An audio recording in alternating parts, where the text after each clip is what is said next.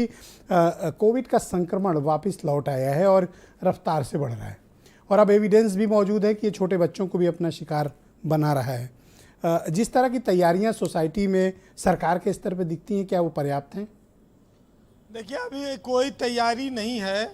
अभी तो खबरें आई हैं और अब मीडिया में ये बात चलना शुरू हुई है। तो अभी लखनऊ में एक स्कूल को 2 दिन के लिए बंद किया गया है। वहाँ पर 2 बच्चे कोविड पॉजिटिव पाए गए। ये लगातार 5वां दिन है 20 तारीख के बाद से, जब 2000 से ज़्यादा केस भारत देश में आ रहे हैं और उसमें सबसे ज़्यादा केस नोएडा में निकले हैं, एनसीआर के इलाके में, उत्तर प्रदेश में। तो ये अभी चौथी लहर की शुरुआत कही जा सकती है कि हो गई है। अब इसमें जो संक्रमण है उसमें ठीक होने की दर 98.75 है, यानी कि 1% 1.25% लोग ही अभी संक्रमित हो रहे हैं। तो सतर्कता तो हरदम बरतनी पड़ेगी, क्योंकि दूसरी लहर से ज़्यादा भीषण लहर तो आई नहीं इस दुनिया में, और 5 लाख से ज़्यादा लोग अकेले हिंदुस्तान में मरे। उसमें हमें एक बात समझ में नहीं आती कि जब ये देश में इतना साइंस आगे नहीं था दुनिया में, जब 1800-1900 में महामारियां आई तब 2 साल में ख़त्म हो गई, लेकिन ये कोरोना 3 साल से जा नहीं रहा है। इसका वैज्ञानिक कोई इलाज, इसकी कोई काट आज तक ढूंढ नहीं पा रहे हैं।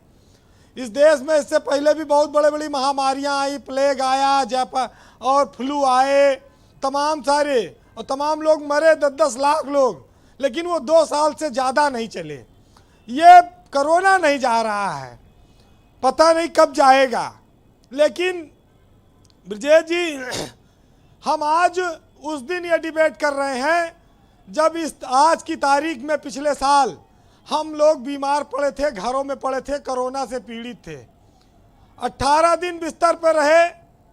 और ये अप्रैल का जो महीना था, ये लोगों को सिलेंडर नहीं मिल रहा था, अस्पताल में जगह नहीं मिल रही थी, सड़क पर लोग तड़प रहे थे, जो लोग मर जा रहे थे उनको कोई देखने नहीं जा रहा था, फूंकने के लिए लकड़ी नहीं मिल रही थी, सब नदी में तैर रहे थे।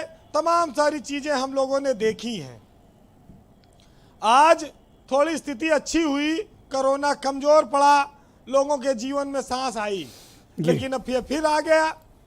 अब बड़ा आदमी कम, बच्चों पर ज़्यादा खतरा है। बच्चों में 12 साल तक अनुमान्यता है कि उनको इंजेक्शन लगेगा, डोज मिलेगी, उसके नीचे वाले को मिल नहीं पाएगी। अब सरकार को इस पर विचार करना पड़ेगा।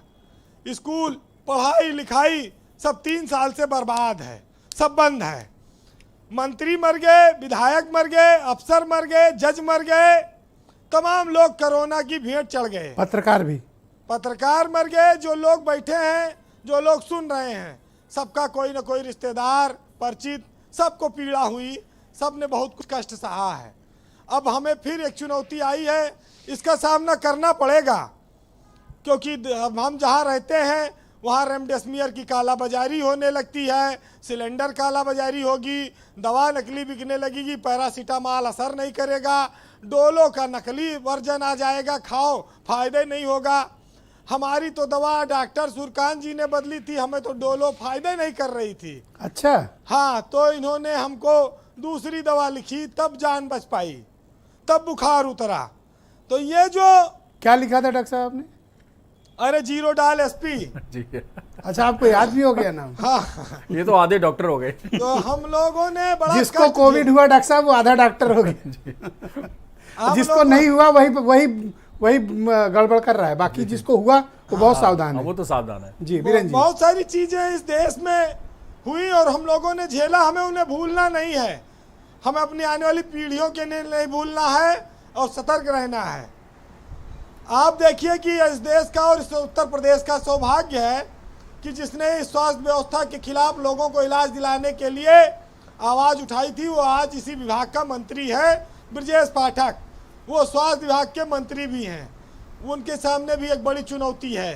अब वो चिट्ठी लिखने के बजाय उनको फील्ड पे काम करना होगा, और ये महामारी आ रही है उनके लिए एक चुनौती बनकर। ब्रजेश जी, हम लोगों से कहते हैं कि घर में रहो, सुरक्षित रहो। ये कहना बहुत आसान है, लेकिन जिसके घर में जब पिता बाहर जाकर दिहाड़ी मजदूरी कर कर ठेला चलाकर 4 पैसा कमा के लाएगा, तब उनके बच्चों का पेट भरेगा, तो वो घर में कैसे रहें, वो कैसे सुरक्षित रहेंगे। ये सब हमारे यहाँ तमाम तकनीकी समस्याएं हैं, खामियां हैं, लेकिन ईश्वर करे कि चौथी महामारी सफल ना हो। और संसार में बहुत सारे दुख हैं, दुखों को खरीदने वाला कोई नहीं है, सौदे बहुत होते हैं, सिर्फ मुनाफे के लिए होते हैं।